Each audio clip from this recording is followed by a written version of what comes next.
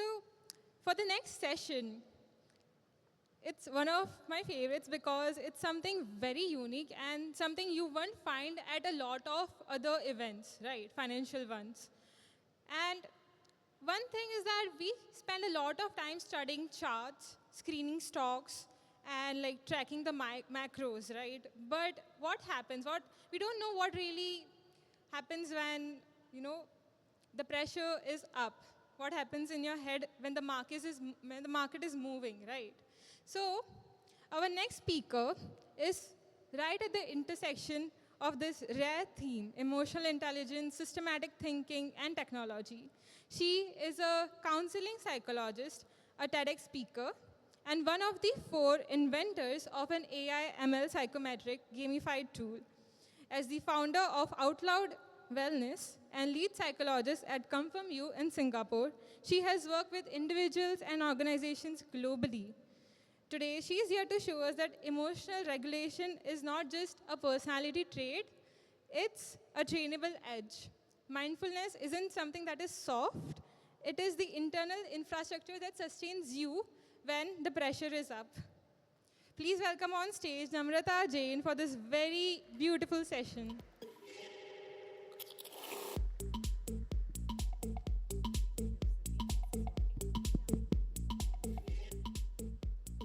Hello, everyone. How's it going for you? How's the Josh? Not high, yeah. How's the Josh? Okay, some of you, it's high. Some of you are hungry, looks like.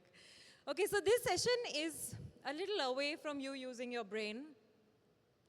For me, right now, it's to get you to your heart and your emotions for a change and reflect a little bit. So for the next 10, 15 minutes, we're going to reflect on what our journey has been so far and how probably in the end of the session, you want to see how you could change your financial journey if you think maybe there's some shift I need to make by the end of the session, okay?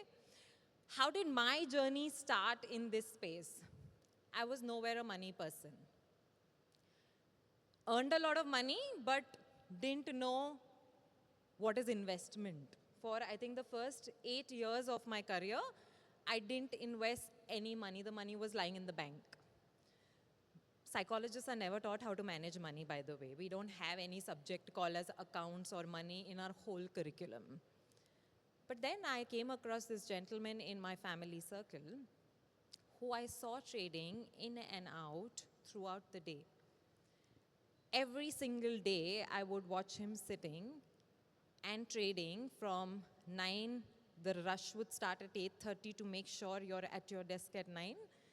And then until 4, there are a range of emotions that I experience with that person experiencing them, because it's not like when you are trading, your emotions are not just within, right?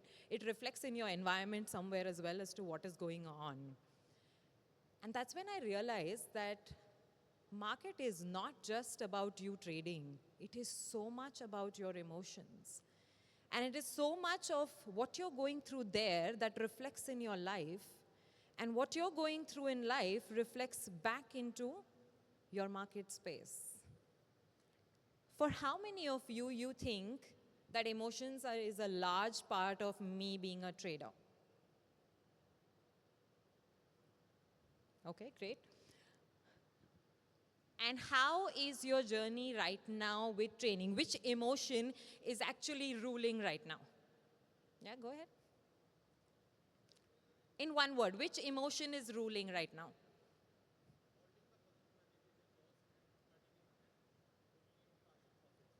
That's your action. What's the emotion? To not lose. Okay, so fear. Yes. Guilt. Yes. What else? Uncertainty. Anxiety. Sorry? Fear of losing. Yes. Yeah. Excitement. Yes. Greed. Are these all words familiar? All of us go through it, no? किसी दिन जब एकदम से crash होता है तो कौन सा इमोशन आता है? एंगर, फियर, अभी का अभी सेल कर दे क्योंकि वैसे ही 10% नीचे चला गया है. So now what to do? What if I lose all of it? We immediately react on it. And if the market we know is going upwards, then there's a different range of emotions that we are experiencing. And how many of you have had a time in your life when you've made a decision based on that instant emotion and regretted it? I've also done it. Now that's where mindfulness comes into the picture. Mindfulness in trading or investing, either of the places, is not about you not having emotions, because we as humans, how much ever AI we use, we cannot not have emotions, right? And we are always going to be subject to our emotions in some way or the other. But we haven't trained ourselves to look at ourselves as a third person when we are going through these emotions. And mindfulness is exactly about you being able to become a third person to your own emotions. I'll go back to these slides. But you being fully aware in that moment of what emotion are you experiencing, to be able to know what is the decision that I am making at that time. How many of you have heard this word mindfulness before? How many of you feel that I'm able to practice it? That's great. So there are some people who've been able to train themselves to do it. And I say the word train because it's not easy. And like any other thing that you learned, as simple as even when you started walking, you learned how to walk. The same way, you can train yourself to become mindful of everything that you're doing. But it's not a one-day training, it's not a one-month training. It can be different for every person, depending on how much regular effort can they put in. Now let's see how people across the globe are also using this, okay? So you see, Ray Dalio has been making sure for the last 40 years, he meditates for 20 minutes. Mindfulness is the start, meditation is where you actually want to get to.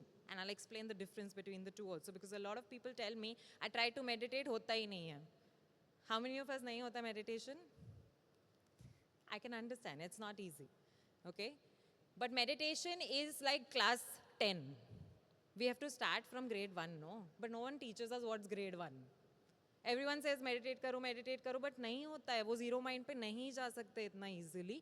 That takes a lot of training for you to get there. And so can we start from grade 1 first? And I'll explain you where your grade 1 can be. Goldman Sachs has been encouraging their employees to regularly meditate again, start their journey maybe from different forms of meditation to actually start doing it regularly, and it has really benefited them to a great level. Every organization today is doing it in small formats, maybe in a workshop format. It should be much more a regular part of it, but we'll get there someday, hopefully. Now, this is a very important slide. Ways mindful traders have a psychological edge in the market.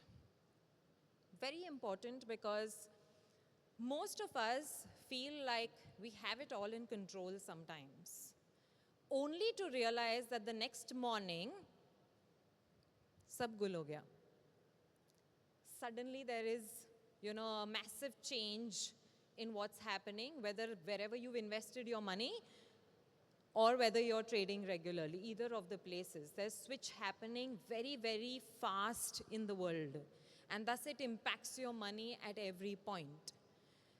And so it's very important to understand that any person who is putting their money at work but is excessively involved emotionally in it is somewhere going to be a victim much later. does not mean that you can avoid your emotions. You will go through them, right? But if you're going to become a victim of your emotions and behave accordingly at every point, then there is going to be a lot that you will gain also but lose also at the same time. Very, very smart traders, money is actually secondary for them. How many of you money is secondary and you actually enjoy the journey of it? Very handful few. But that's actually someone who will go long term. When you start taking this space as a space which you are actually learning and enjoying, you will see that you start making a lot more money in the long run. Short game, of course, you are going in a speed. But if you want to go longer into the game of investing, then you got to make sure that you are being very, very mindful that money is not my primary gain here. I'm building a business. No business flourished on day one, right? So you're building a business in that space for yourself, and so you got to make sure that it is a secondary gain for you. Equanimity. If you think you are able to control the outcome at every point, then I think in some way or the other you are in a silo which you have created for yourself, thinking you know it all. But there's constant change. And like, some of the speakers said that you've got to keep upgrading yourself. And if you are operating from emotions, you don't have the mental bandwidth to be able to upgrade yourself and be able to watch it from a distance to keep learning. No control, let's accept it, we don't have control.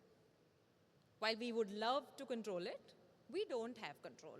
We don't have control over how the market behaves because there are volumes of people involved in it, and thus we don't have control in a situation.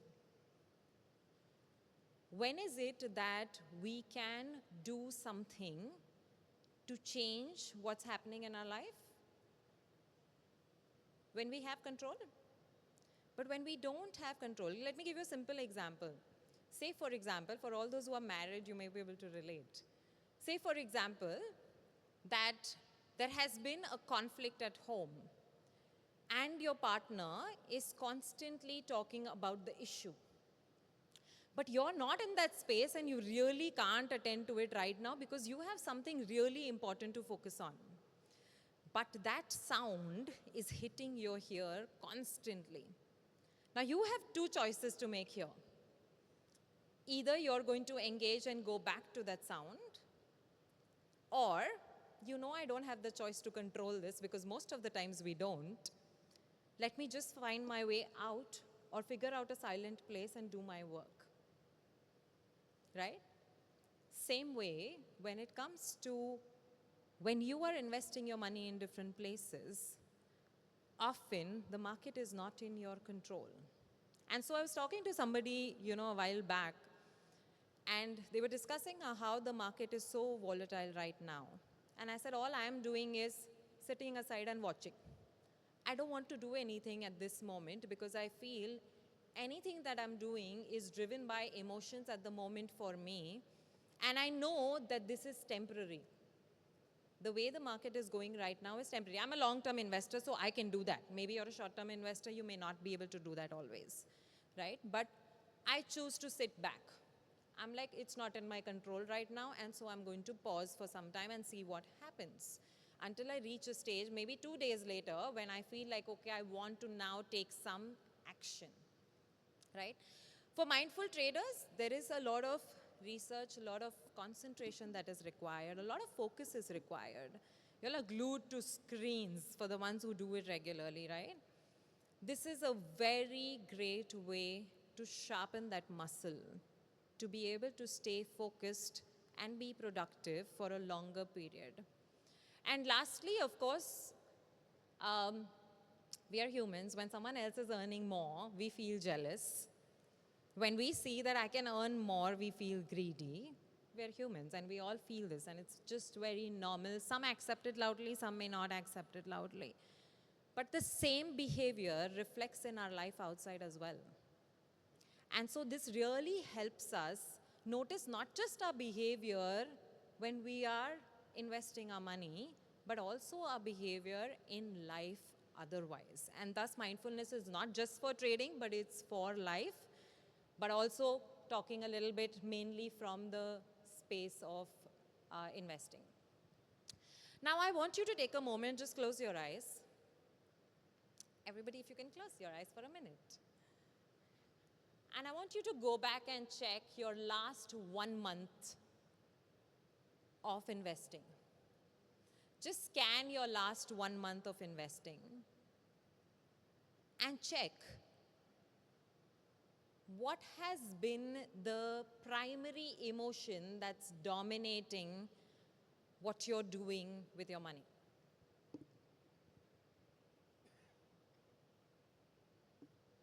Okay? Everyone has an answer for yourself? Are you able to, at a glimpse at least, be able to see what your journey has been for 1 month? And you can see that how you have felt through the month. It could be a graph, but you'll see 1 or 2 emotions really dominating somewhere, right? Now, with mindfulness, what's important is to first understand what is your intention. What is your intention right now through whatever you're doing with your money? What is it that you want to attend to? And then, what is my current attitude towards it? I want you to check on all these 3 questions when you go back home. What is it that I am really intending to do with my money at the moment?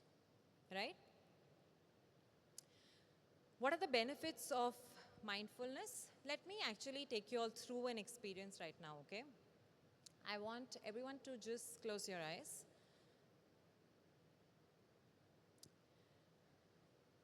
I want you to take a deep breath in.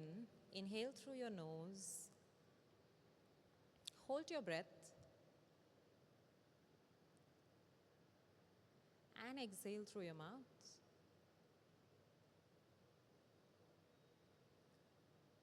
Once again, inhale through your nose. Hold your breath. And exhale through your mouth.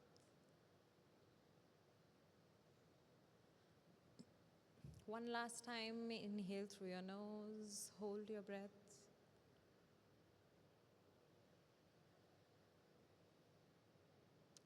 And exhale through your mouth. And with your eyes closed, I want you to just check, how are you feeling in your body? What does your mental state right now feel like?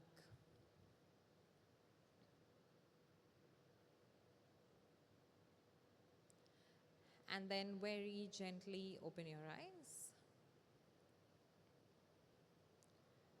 How many of you feel, and you can just raise your hands, I can go to multiple people, but I'm just being careful of time. How many of you feel that I was at multiple places, but I'm just in the moment now? Some of you? Yes, there's lots going on here. But if you do this 3x times in between, okay, I'm talking about in between whenever you're doing some activity, and if you're able to do this 9 times, you will see that your mind and your body immediately comes into the present. We as human beings, whatever choices we make, are 80% of the times not based on what we need right now. They're most often based on our experience that we've had before. So say, for example, how many of you, most of you are from Mumbai, how many of you love Amar ka pav bhaji? I see one person there. Okay, maybe Sardar ka pav bhaji. Any pav bhaji that is around you and you've loved, okay? You may have loved it actually 10 years back when you were in college. But even today when you go to that place, no, you go with the memory of the pav bhaji being very good when you first time had it. Maybe it's not the best today, right? Sardar pav bhaji, for example, used to be amazing once upon a time. But today if I go, I personally don't like it. But we'll still go with the memory of us really liking it. So and so forth is most of the restaurants you go to, most of the places, most of the people you like to talk to is with a memory of you having a good connection with them and not in the present. Mindfulness is all about you actually coming to the present and behaving based on that. It's a training. I'm warning you, it is not something that you will go instantly and experience. But if you continue to do it long term, you will see that it starts reflecting in the choices that you start making. So the benefits, as you see, is it maintains an emotional equilibrium. It makes you take better decisions. It helps you stay much more calmer, especially under pressure. It makes you a patient trader or an investor, which is so important because you want to keep earning money and not earn money in a short period and then realize it's not working for me and exit because you are a victim to your emotions in that scenario, right? So never misses trade opportunities, also brings in awareness. So that's exactly why mindfulness is something that I'm promoting. Ways to become a mindful trader, like I said, practice. It is extremely important to practice this every single day. Develops a mindset or a framework. It minimizes your distractions. So how many of you feel like a lot of times my mind is like those multiple tabs that are open in a Chrome or a Safari? Feels like that? Yeah? This will really help you actually cut those tabs and come down to what needs to be focused on, right? Breathe. It helps you actually be a conscious breather, which not only helps you at your work, but also helps take care of your body very, very well. And acknowledge emotional reactions. How many of you have actually made that regretful decision and acknowledged I was wrong? Very good. It's very rare that you're able to acknowledge that I was wrong and I need to be careful next time. Most of them is like, market ne gadbad kiya hai, right? But it's actually also us who need to check in as to how are we reacting in that particular situation. This is the 3X method that I spoke about, which is you taking 3 deep breaths. But also, how many of you feel like when you're sitting at the screen and constantly watching those candles, it leads to a brain fog wait time where you're not able to then focus? Have you felt that ever? Felt it? When you're, for the ones who constantly do it, I'm sure it becomes very difficult to stay with it. And that's when you do this. So everyone right now, I want you to just check for any 5 objects around you. Look for 5 objects around you. Look for any 4 textures that you can feel. Maybe the chair you're sitting on, the clothes that you're wearing, the band that's in your neck. Any 4 textures. Any 3 sounds that you can hear.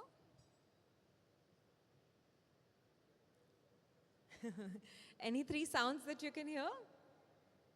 And then I want you to just check the fragrance around in the room. And then come to the taste in your mouth. You'll suddenly feel from everything that you were doing, you've just come in the now of what's around you and what's happening. Right? This is what we call as a grounding exercise. It's called 5, 4, 3, 2, 1. It helps you come in the here and now completely with your body, with all your 5 senses in this moment only. Okay? Now, I want to take you all, do we have 4 minutes? No? Okay, take care. I'll skip this, but you can scan the barcode. This is something that I recommend you do every day, especially post-market. If you are a regular trader, or if you are a person who's having sleep issues, or someone who is very anxious by nature, this is something that really, really helps. It's a recorded version of our own ancient Indian science thing called Shavasana in yoga. Westerners marketed it as full body relaxation, but it's basically a relaxation through your body, which calms everything in your nervous system, because when you go through multiple emotions through the day, your nervous system goes into a lot of fight flight. उसको बहुत कुछ काम करना पड़ता है. But when you are relaxing and finishing your day, it's important to let that body relax, because while you make a lot of money at one point, you will have to use that money for your physical and mental health if you don't take care of it on a regular basis, right? So do both of them parallelly. And at the end of the session, I want to just leave you with one question, which is checking with how your behavior has been across the last 1 month. What is that one change that you want to make in your financial journey when it comes to managing emotions and taking decisions accordingly in the times to come? Yeah? Reflect over that one change you want to make in your emotional mindset and the behavior so that you can invest your money better in the times to come. Thank you so much.